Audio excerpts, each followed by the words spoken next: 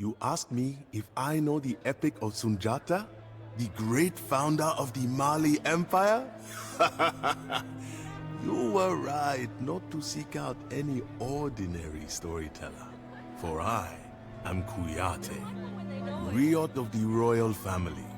Listen well, and I will tell you of this man, Sundjata. Sundjata was born to the second wife of the king of the Mandinka people. For the first several years of his life, he could not stand upright. A blacksmith made a sturdy iron rod so that the boy might prop himself up on it. But even that broke beneath him. Then Sundjata found a branch from the sacred baobab tree, and miraculously, he took his first steps. The king's first wife seethed with jealousy, however. She saw no reason for this feeble son of a second wife to take the throne over her own son.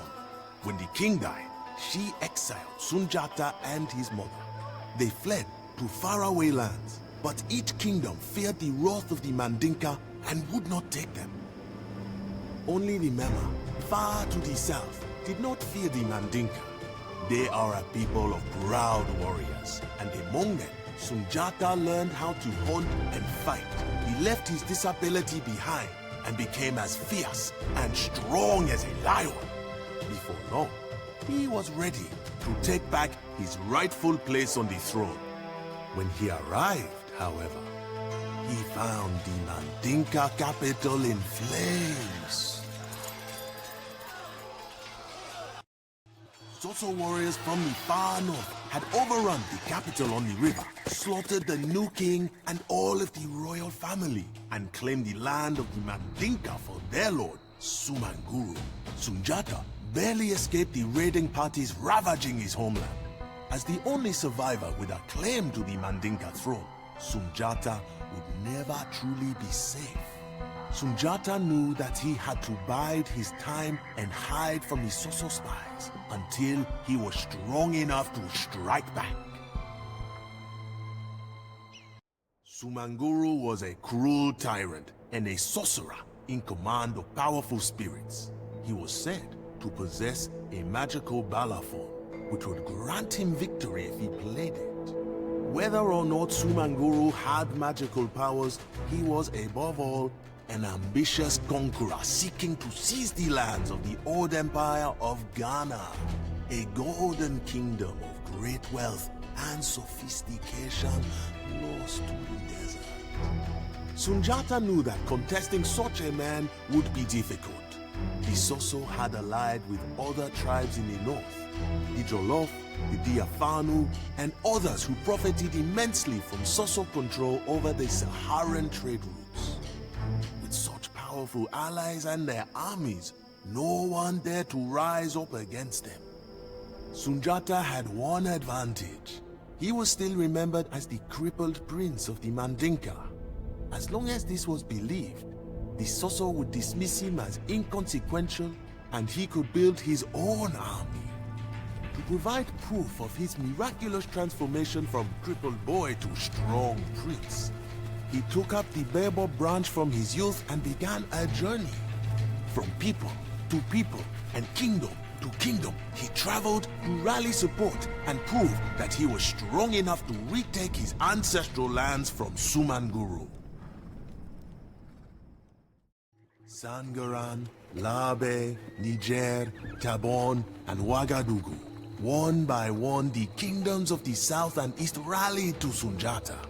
But for every king who supported the Mandinka prince, it seemed that Sumanguru conquered 3 others. As successful as Sundjata had been, his coalition could not hope to defeat the Sosso just yet. Sundjata needed a better plan. A trader came to Sundjata from beyond the Sahara Desert. He had a deep, thick Arabic accent and told of great gold deposits in Sumanguru's lands. But Sumanguru did not permit the traders access to this gold. The tyrant gave his allies control over the gold and salt trades, leaving the merchants at their mercy. This trade was the flowing blood in the veins of these kingdoms. If the blood stops flowing, the body will wither. Sundjata thought about the merchant's words. The next day, he assembled a band of raiders. If trade was the blood of Sumanguru's empire, then Sundjata would drain it, just as one drains an animal after a hunt. Sundjata raided with unbridled success. With trade diverted into Mandinka lands, allegiance to Sumanguru began to waver across his empire. Sundjata put the gold he gained to good use, assuring that his people and allies profited from the new riches. He had proven himself not only an able commander, but also an able king. With his newfound successes came greater attention though. Every city in West Africa bellowed the name of Sundjata the Lion, king of the Mandinka, the king of Mali. Sumanguru could no longer afford to ignore the once crippled prince. He assembled a vast army for war. A beast is most dangerous when cornered. Sumanguru was no different. He struck southward into the Mandinka heartland, where he had slaughtered Sundjata's family before. He was rumored to have brought his mystical balafon with him to summon victory, and griots were already singing that the war had been won by the sorcerer before it had even begun.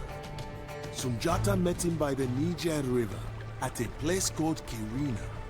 A long line of Sosso and Jollof warriors stood tall, banging their shields and grinning at the soldiers of Sundjata's coalition.